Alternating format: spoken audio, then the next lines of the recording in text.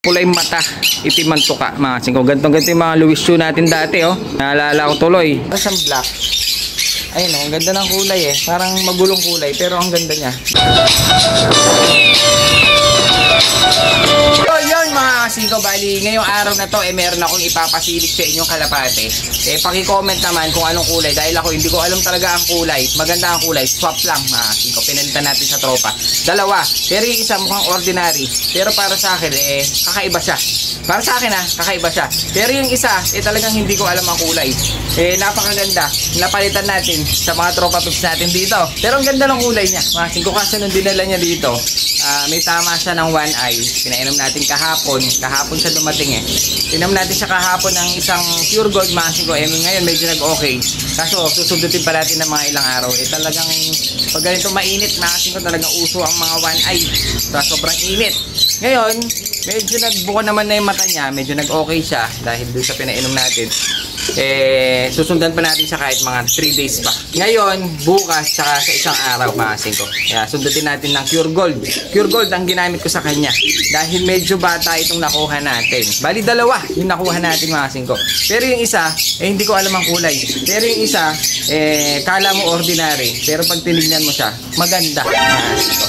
Yun nga pala, pasilip ko rin sa inyo dahil meron na naman tayong bagong alaga.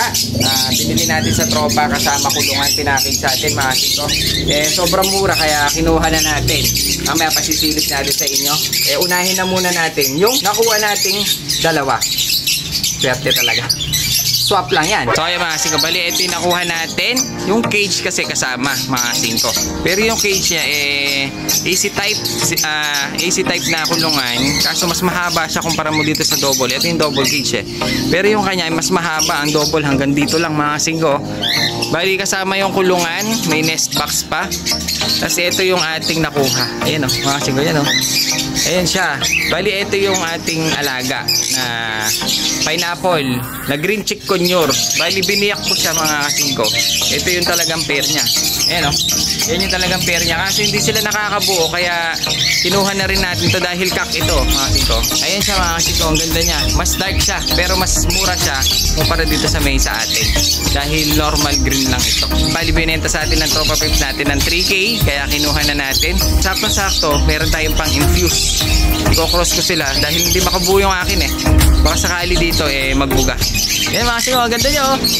Yan tinatawag nilang green chick conure. Bali yung isa, paparisan na lang natin. Sana makabili tayo ulit. Kahit na mga ganitong normal green lang. Pero murang-mura na to sa 3K kasama kulungan, mga kasingko. Laki, oh. Ayun, oh. Ganda niya, oh. Sana mag-pair agad dahil kakasama lang nila, eh. Pinagsama pa lang natin para tignan natin. Baka wag sana magbugbugan. Sana magpares agad para makaparami. Kaya, mga kasingko, mayroon tayo mga kalapatid. Sa dito na naman si Calvo. Yung kalapatid mo, okay na? Andiyan pa? Hindi pa pinapalit. Na? Hindi pa. Hindi, meron kasi tayong kalapatid dito ng dalawa. Ayan, oh. Ano pa mo kasi? John Lee. John Lee? Si John Lee medyo nahihiya siya, eh. Ayan, oh. Kahapon, kwento lang natin. Kasi kahapon bumili siya ng kalapate dito sa pwesto. Tapos ngayon, maya-maya, binalik niya, sinoli niya yung pera. Siyempre sa amin, dahil mga bata, talagang may babalik namin pag ganyan. Nung pala, ngayon bumalik siya, bumibili ulit siya ng kalapate. Ginikwento niya kanina. Tanong ko kasi kung bakit niya sinosoli. Meron pala dito nag-aabang na naka-tricycle, may dalang kalapate. Binenta sa kanya, kaya niya sinoli. Kaya siguro yung pera, pinabili niya. Kaso, mukhang nabudol si John Lee. Kasi sabi niya sa akin, yung kalapate binebenta na 50. Mura nga naman, 50. Kaso, ang nangyari, isa lang ang binigay sa kanya doon sa kanyang 100. Bali, para nabudol ka dun, ha? Sabi niya sa akin, kuya, nautakan ako, eh. Diba, Calvo? Ano gagawin natin doon sa mga taong gano'n? Awal Kinakatay, yari. Yung kasi kawawa naman, syempre mga bata, pera nito, mga pang ano lang, pang budget meal. Tapos nabudol pa si Pogi dahil nga sabi niya sa akin, 100 daw yung binigay niya. Pero isa lang yung binigay sa kanya. Isa lang yung nakuha mo? Isang ibon lang. Na isa lang yung binigay sa kanya. Ngayon pumukuha siya dito ulit ng tigsa 70. Ilang bibili niya? Tatlo daw. O ngayon dahil kawawa naman si Pogi, dadagdagan natin ng isa dun sa 3 bibili niya. Bali yung isa libre na. Ayos na. Okay na, wag ka na malungkot, ha. Ano sasabihin mo? Yun. Babae pa kinuha. Di ba? Meron tutor ka po. Ito, medyo madaldal eh. Ano bibili mo kasi? Kalapati rin. Hoy, si Calvo, dito na na. Meron pala nag-out sa atin mga kasing kung isang pair. Naalala ko tuloy yung mga ating Louis shoe dito sa puting to dahil napakaganda kamukha ng mga Louis shoe natin. Bali commercial lang yung puti nga, wala nga sing-sing mga kasing ko. Pero okay lang yan dahil napakaganda ng ibon. Isang pair, ang tinatawag nila dito sa kulay nito yung hen, Dunbar. Ito ata yung Dunbar na pied kasi may puti eh. Ayun o, ito yung hen. Mga kasing ko, ang ganda niya. Pares na pares. Ngayon, pasilip ko sa inyo itong lalaki. Kamukha niya yung mga Louis shoe ko dati na puti. Ganyan din yung pagkaputi. Kaso, kakaiba yung mata. Tara, silipin natin para makakita natin yung mata. Ang ganda mata eh.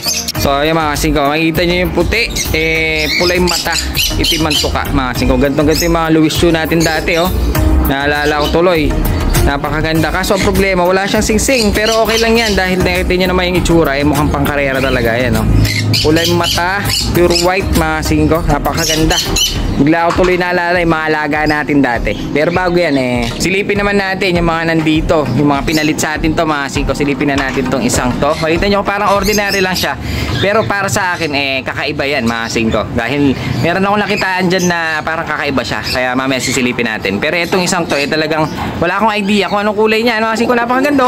Swap lang yan sa mga kalapatid sa atin. Okay mga kasing ko, kaya kakaiba para sa akin. Kung mapapansin nyo, pagdating dito puti yung kanyang pakpak. Ayun no, para siyang blue pied. Pero pagdating na dito, mukha siyang blue bar mga kasing ko. Hating-hati. Hati yung kanyang kulay. Isang blue bar, isang puti. Ayun no, makikita nyo, ang ganda niya. Kung tutuusin kasama ito sa rare. Mas mahirap pang hanapin yung mga ganitong parang musik. Half-sider ang tawag nila dito mga kasing ko. Mas maganda nga sana kung walang puti. Mas maganda nga sana kung walang puti yung ulo.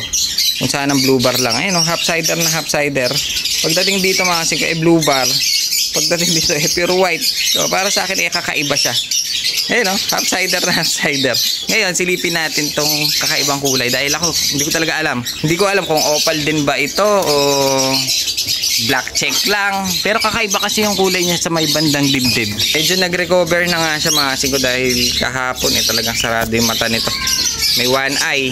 Buti, napainom natin ng Cure Gold. Napakaganda ng Cure Gold mga kasing ko.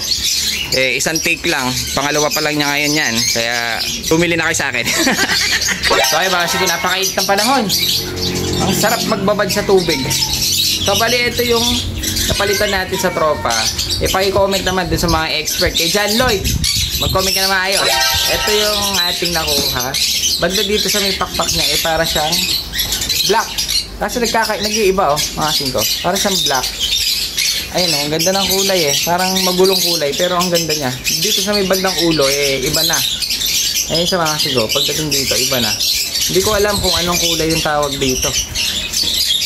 Kasi pinakita ko dun sa mga tropa, sabi nila parang rose, yung recessive opal. Hindi ko alam kung kasama siya sa opal. Ayun sa mga kasing ko, pinaswap lang sa atin ito. Ayun ang ganda niya.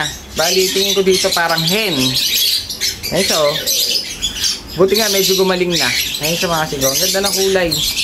Kakaiba. Yung pagbanda dito niya para siyang silver.